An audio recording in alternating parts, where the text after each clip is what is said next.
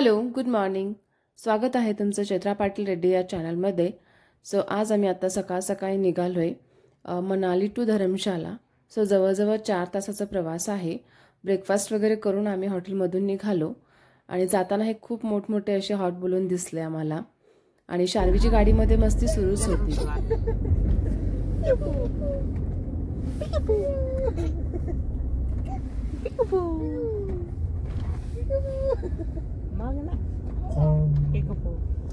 Hi, bye. Hi, bye. Hi, bye. Wow. Hi, bye. Peekaboo.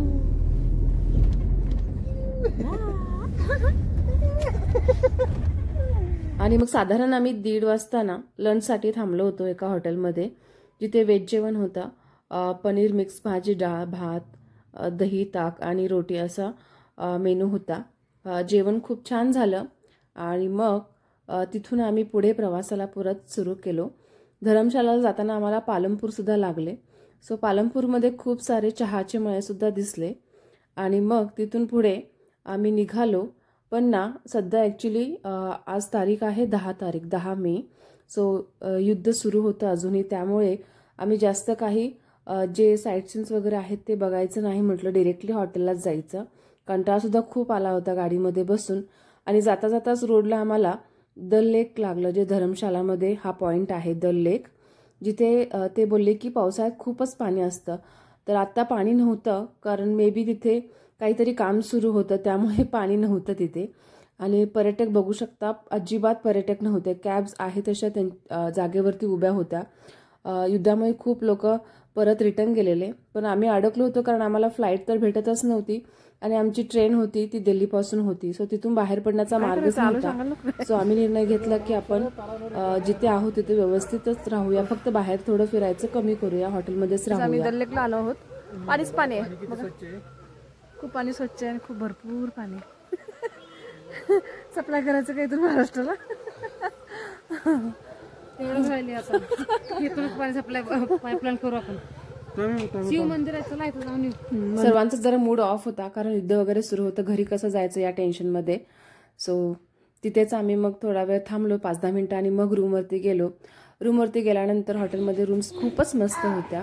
हे पाहू शकता room tour. खूप छान असा प्रशस्त ॲक्च्युली एरिया होता. शार्वीला खूप छान वाटलं. तिला जेवढं मोठा मोकळा मैदान असेल ना तेवढं तिला खेळायला फिरायला भारी वाटतं. सो ती खूप कम्फर्टेबल झाली आणि लगेचच खेळायला सुरुवात केली. आणि अशी ही रूम होती, खूप मस्त होती रूम. आणि त्यानंतर तुम्ही बघू शकता रात्रीचा जो व्ह्यू आहे आमच्या रूममधून तो दिसतोय. खूप छान आहे, रूममधून व्ह्यू दिसतोय आम्हाला. आणि त्या दिवशी आम्ही कोणतेच पॉईंट्स वगैरे नाही कव्हर केले.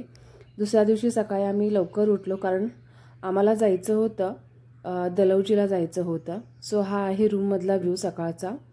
सो शार्वीची रूममध्ये थोडीशी मस्ती सुरूच होती. आवरल्यानंतर ती थोडंसं जो लँडलाईन मोबाईल होता त्याच्यासोबतच ती खेळत होती.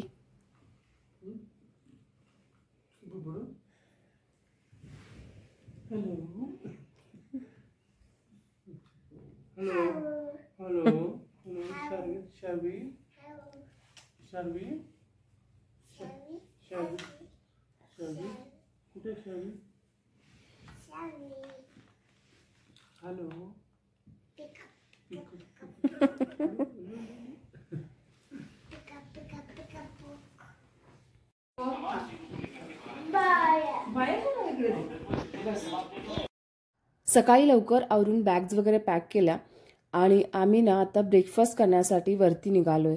ब्रेकफास्ट आणि डिनरचा जो एरिया आहे तो वरती टेरेसवरती होता. सो आता आम्ही लिफ्टमधून निघालोय. तर लिफ्टमधून एक व्ह्यू खूप छान दिसला. समोर एक वॉटरफॉल होतं, जिथे आत्ता पाणी कमी असल्यामुळे जास्त नीट दिसत नव्हतं, पण खरंच खूप सुंदर व्ह्यू होता. पावसाळ्यामध्ये खूप पाणी असल्यानंतर हा जो वॉटरफॉल आहे तो खरंच एक खूप छान असा दिसतो असं म्हणतात. सो वरती गेल्यानंतर सुद्धा तुम्ही बघू शकता व्ह्यू किती छान दिसतो. वरती टेरेसवरून सुद्धा खूप छान असा व्ह्यू दिसत होता. तो वॉटरफॉलचा व्ह्यू सुद्धा दिसत होता छान. खूप पाणी. शार्वी सुद्धा खूप इकडे तिकडे खेळून दमले आणि मग चेअरवरती जाऊन बसली होती. एकटीच काय विचार करत होती काय माहीत. आणि आम्ही ना धर्मशालामध्ये रात्री पोहोचलो होतो, त्यामुळे हा जो एंट्रन्सचा व्ह्यू आहे, शंकर पार्वतीचा जो फोटो आहे तो खरंच अप्रतिम होता, जो की आम्ही सकाळी जाताना पाहिला आणि खूप असं छान एंट्रन्स होता. आणि मग तिथून आम्ही परत आमच्या प्रवासाला सुरू केलो. आम्हाला आता पुढे जायचं होतं दलौजीला. सो दलौजीकडे आम्ही वळलो आणि जाताना खूप असे छान छान पॉईंट्स होते, पण सगळीकडे आम्ही जाऊ नाही शकलो युद्धामुळे. काही ठिकाणी बंद होते.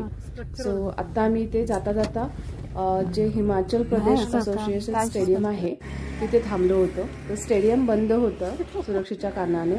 सो आम्ही बाहेरूनच फोटोज वगैरे काढले आणि मग तिथून आम्ही पुढच्या प्रवासाला सुरुवात केली. चला.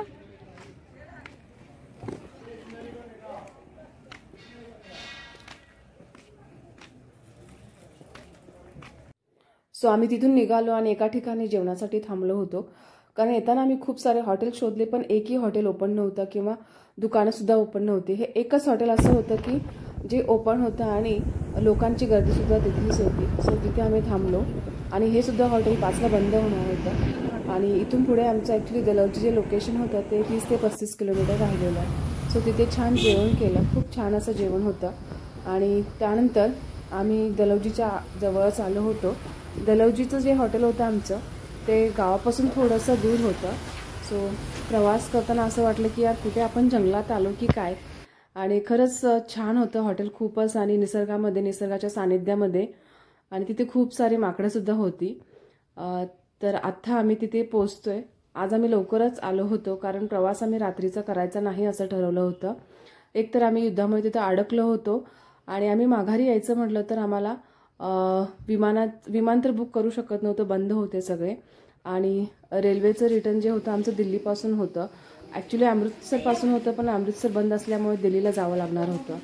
सो त्यामुळे आम्ही असं ठरवलं की आहे ते लोकेशन्स आपण करत जाऊ, जास्त आपण बाहेर नाही फिरायचं, फक्त हॉटेलमध्ये थांबायचं.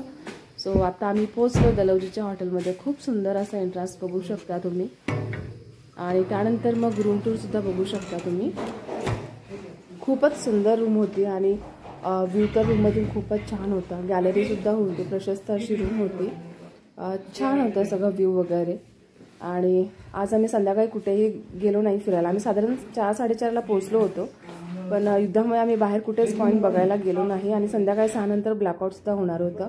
सो त्यामुळे आम्ही हॉटेलमध्येच थांबलो आणि खूपच छान असा व्ह्यू होता, बघू शकता तुम्ही व्हिडिओजमध्ये. तर असा होता आमचा दिवस. व्हिडिओ आवडला तर नक्की लाईक करा आणि सबस्क्राईबसुद्धा नक्की करा. अजूनही चॅनलला सबस्क्राईब केलं नसेल तर नक्की सबस्क्राईब करा. तर भेटूया मग नेक्स्ट व्हिडिओमध्ये. तोपर्यंत बाय बाय.